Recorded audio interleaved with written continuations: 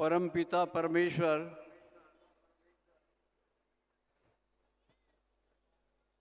को प्रणाम करते हुए, केसरिया ध्वज को प्रणाम करते हुए, संघ के संस्थापक पूज्य तन सिंह जी को प्रणाम करते हुए और मेरे आध्यात्मिक गुरु स्वामी अड़गड़ानंद जी को प्रणाम करते हुए आप सबको भी प्रणाम करता हूँ।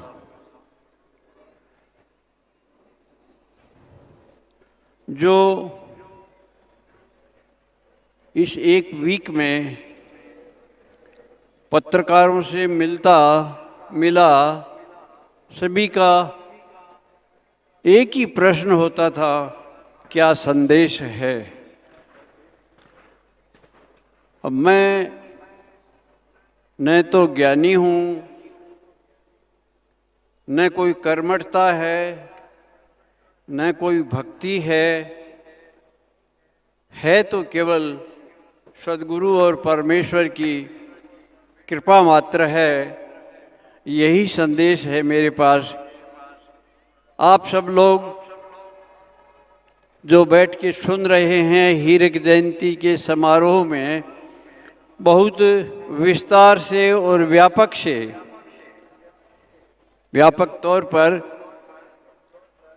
क्षत्रिय युवक संघ के संबंध में, क्षत्रिय युवक संघ और राजनीति के संबंध में, क्षत्रिय युवक संघ और संगठन की शक्ति के महत्ता के रूप में सभी वक्ताओं ने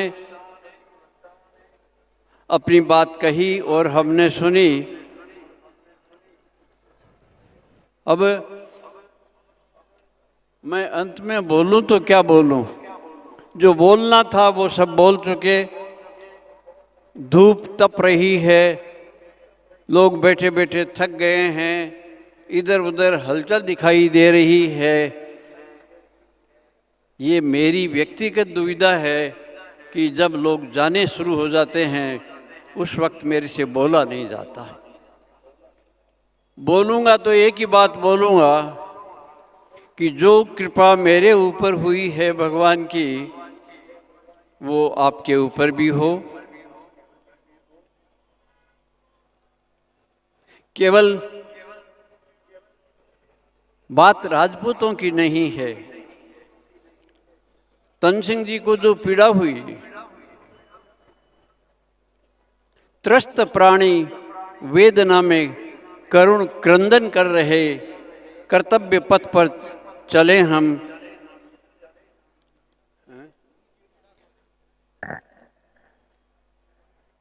अब ये बुढ़ापा है, वो आप जोड़ लेना।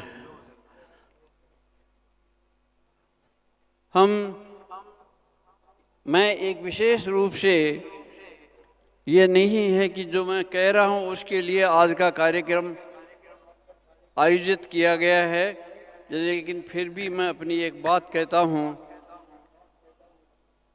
कि जब हम बुजुर्ग हो जाएं, बाल सफ़ेद हो जाएं, घुटने जवाब दे दें, आँखों से दिखता न हो, तो अपने उत्तरदायित्व को पीछे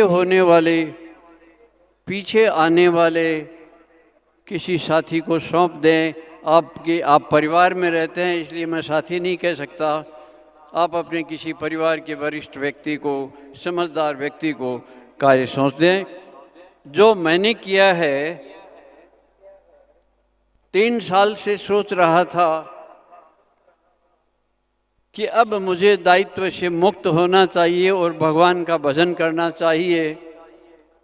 मेरे गुरु महाराज का आदेश भी मिल चुका था, लेकिन आप लोगों से जो लगाव था, आपके प्रति आसक्ति थी, छोड़ नहीं पाया।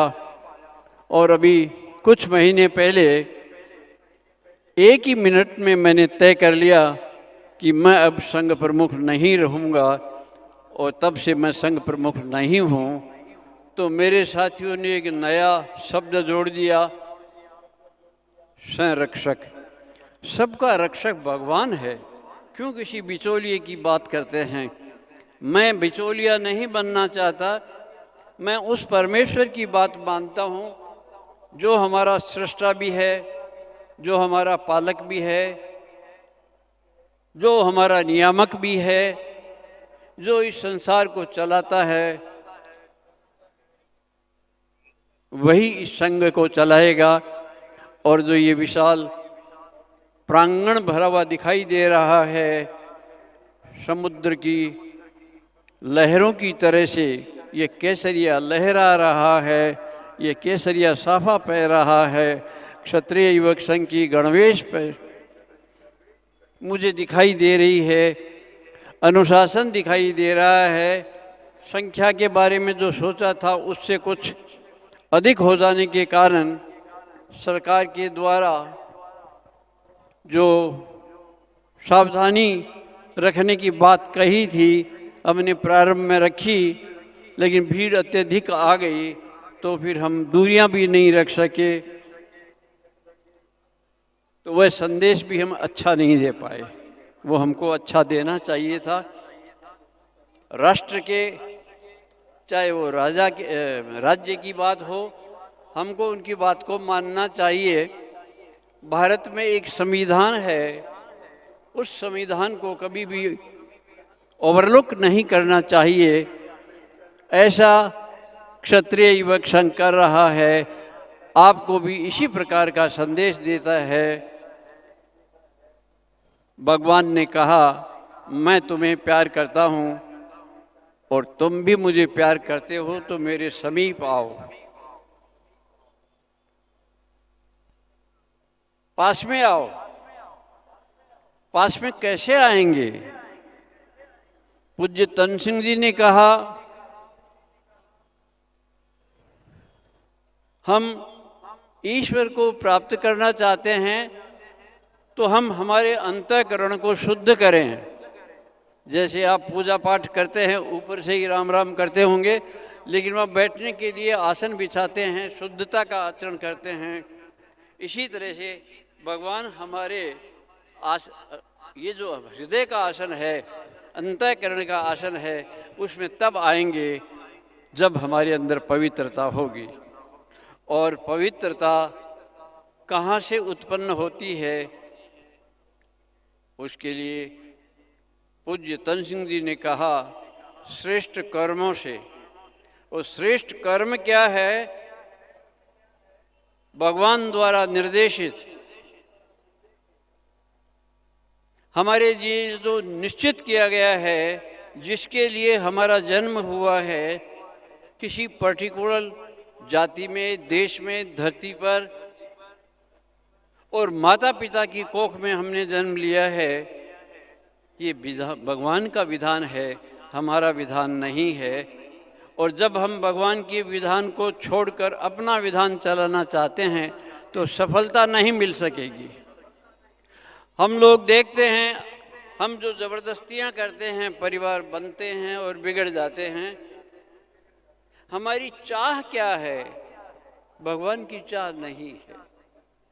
भगवान की चीज़ों में हमारा आकर्षण है, भगवान का बनाया हुआ संसार है, वो मुझे नज़दीक ले जाता है। पत्नी है, पुत्र है, पिता है, पैसा है, सत्ता है, ये अपनी ओर आकर्षित कर रहे हैं। शास्त्रों में बताया है कि जीव है वो दो सत्ताओं के बीच में झूल रहा है। एक तरफ परमपिता परमेश्वर उसको अपनी ओर खींच रहा है, और दूसरी तरफ ये संसार, ये प्रकृति जो भगवान के द्वारा बनाई हुई है, जिसको हम माया भी कह सकते हैं, वो माया अपनी ओर खींच रही है। तो माया और भगवान के बीच में हम झूला बने हुए हैं। निर्णय हमको करना है। कोई समाज निर्णय नहीं करेगा, कोई संविधान निर्णय नहीं करेगा, कोई विधानसभा, कोई लोकसभा ये निर्णय नहीं करेगी। ये निर्णय हमको करना है। तो मुझे लगता है कि ये निर्णय आपने कर लिया है। इतनी बड़ी संख्या में सर्व समाज के लोग, चाहे वो राजनेता हों, चाहे वो सामाजिक कार्यकर्ता हों, चाहे किसी भी जाति और धर्म को मानने वाले हों, वो यहाँ आए हैं तो अपने आप नहीं आए। हम ऐसा सोचते हैं कि हम अपने आप आए हैं, लेकिन ये तो एक ऐसा माहौल बना। माहौल किसने बनाया? ये परमेश्वर ने बनाया। जो सुदर्शन चक्र की बात करती है, मैं आप लोगों को जब यहाँ देख रहा हूँ तो सुदर्शन चक्र चला था, वो राजनेताओं को भी यहाँ ले आया, धर्म धुरंधरों को भी ले आया, डॉक्टरों को भी ले आया, इंजीनियर्स को भी ले आया। इसमें हमारी कोई विशेषता नहीं है। जब ये बात समझ में आ गई तो मैंने प्रयत्न करना छोड़ दिया, और जो कोई पूछता कितनी संख्या आएगी, कि भगवान जाने, कौन कौन बोलेंगे भगवान जाने। मुझे गाइड करने वाले भी कितने हैं। कृपा है आप सबकी, आपके कारण मैं जीवित हूँ, और इसलिए आपकी सेवा करना मेरा कर्तव्य है। ये क्षत्रिय युवक संघ, यही मेरा संदेश है, यही मेरा जीवन है। पंछी तो उड़ जाए मगर ये उड़ न सकेगी टहनी रे। मैं तो एक पेड़ की टहनी बना हुआ हूँ, जिस पर फल लगते हैं तो लोग पत्थर फेंकते हैं, उसके ऊपर पक्षी बैठा है वो तो उड़ जाता है, लेकिन टहनी कहीं जा नहीं सकती। मुझे आपके बीच में रहना मेरी प्रकृति है, मेरी व्यवस्था है, और उसको मैंने सहर्ष स्वीकार कर लिया है। तो जब उत्तरदायित्व का वहन करना धीरे धीरे कम करके अब लगभग सौंप दिया है, तो भगवान राम को भगवान बनाने में वशिष्ठ ने अपनी तपस्या लगा दी। विश्वामित्र ने 60,000 वर्ष की तपस्या उनको सौंप दी। मेरे पास वैसा कुछ तो है नहीं, लेकिन वो जो कुछ भी मेरे पास है वो आप सबके लिए छोड़ रहा हूँ। जय संघ शक्ति।